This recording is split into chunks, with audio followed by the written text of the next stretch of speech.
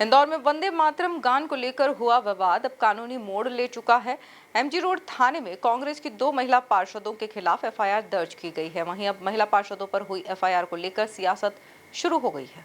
देखिए, भारतीय जनता पार्टी लगातार जो है जनता की मूलभूत जो सुविधा उनको देना उस पर लगातार नाकाम हो रही है और इसी अपनी नाकामी को छुपाने के लिए, अपने विभागीय भ्रष्टाचारों को छुपाने के लिए जो है कांग्रेस के जो विपक्ष की आवाज है उसको दबाने का निरंतर प्रयास कर रही है। नगर निगम की लगातार 3 बैठकों को सांप्रदायिकता की भेंट चढ़ा दिया गया है महापौर जी द्वारा और अब एक वंदे मातरम को लेकर एक अकारण का एक विषय खड़ा किया गया है और उस पर शासन द्वारा जो है अपनी शक्तियों का दुरुपयोग करते हुए एफआईआर भी दर्ज की गई है, जबकि दोनों ही पार्षदों ने अपने स्टेटमेंट को लेकर माफी भी मांग ली है और साथ में ये भी जो भी स्पष्टीकरण था वो थाने में दे भी दिया गया।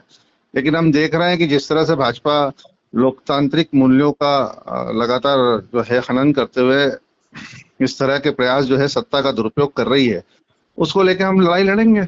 देखिए, ये तो जनता को भी देखना होगा कि जनता को भी ये चीज समझना होगी कि किस तरह 35 से अधिक निर्दोष नागरिकों को इसी भारतीय जनता पार्टी की नगर निगम की सरकार जो पिछले 22 सालों से इंदौर शहर में है, मानव मलमूत्र दूषित पेयजल पिलाने से निर्दोष नागरिक मर जाते हैं, अनाप शनाप टैक्सेस में वृद्धि की जाती है, तुगलकी फरमान जारी किए जाते हैं, जिन नक्शा पास होने के बाद में जो क्षेत्र जनता छोड़ती है पार्किंग के लिए अपने मकानों में, भवनों में, अब उसको एमओएस टैक्स भी लाद दिया गया। फिर उसके बाद हमने देखा बोर्ड टैक्स लाद दिया गया। महंगाई चरम पर जा रही है, सड़कें पूरी शहर की खुदी पड़ी हुई है, स्मार्ट सिटी के सारे प्रोजेक्ट अधूरे पड़े हुए। सेंट्रल गवर्नमेंट ने तो हाथ ही खींच लिया अब स्मार्ट सिटी से, प्रोजेक्ट से। तो ये सारी चीजें अब ये जनता को भी समझना चाहिए। पूरे इंदौर शहर की आज स्थिति ये है कि एक गिलास साफ पानी नगर निगम उन पीने के लिए उपलब्ध नहीं करा पा रही है। 70% से अधिक पानी के पेयजल के जो स्रोत है वो दूषित हो चुके हैं और कांग्रेस लगातार इसको लेकर मुखरता से न सिर्फ आंदोलन भी कर रही है बल्कि जनता की आवाज को भी उठा रही है और सड़क से लेकर संसद तक लगातार जो है कांग्रेस अपना विपक्ष में होने का दायित्व भी निर्वाह कर रही है।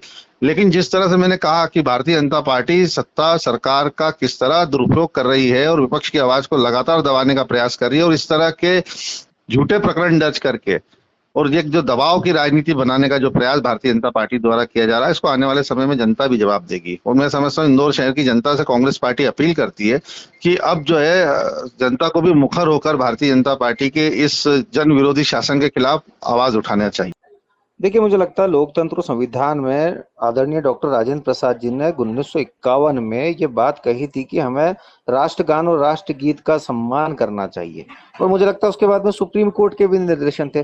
तो जो लोग आज राष्ट्रगान और राष्ट्रगीत का सम्मान नहीं करते हैं वे लोकतंत्र के खिलाफ है, वे संवैधानिक मूल्यों और मर्यादाओं को मानते ही नहीं है और इसके पूर्व में भी कई बार हो चुका है। आप देखेंगे कि जिन्ना द्वारा जो विरोध किया गया था उस विरोध को आज भी कांग्रेस मानस पटल पर संरक्षित करके कांग्रेस के कार्यकर्ता और नेतृत्व करता है। ये कोई आम लोग नहीं है, ये कांग्रेस के पार्षद हैं।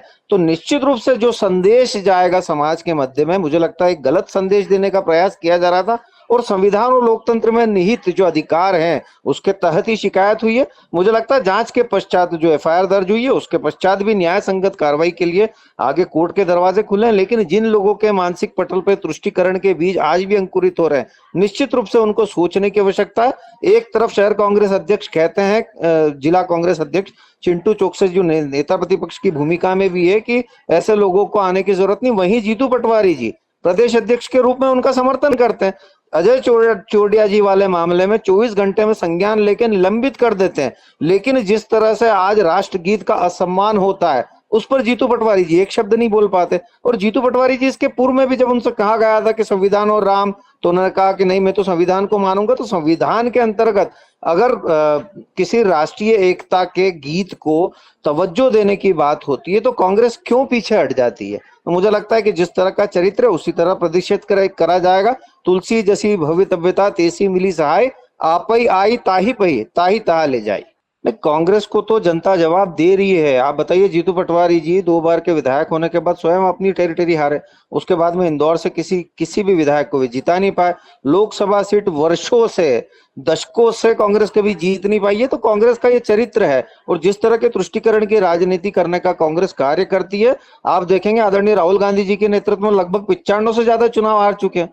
मात्र 2 या 3 राज्यों में आपकी सरकारें बची है, उसके बाद भी आपका जो चरित्र है वो बदलने का प्रयास नहीं कर रहा। इसीलिए मैंने कहा कि जिन्ना के द्वारा कॉम्प्रोमाइज्ड कांग्रेस है और वहीं हम अशफाक उल्लाह खां के नृत्य के अनुसार चल रहे हैं। अशफाक उल्लाह खां की अगर बात करेंगे तो अंतिम समय में वे वंदे मातरम गुनगुनाते हुए पाए जाते थे, तो क्या वे सच्चे देशभक्त नहीं थे?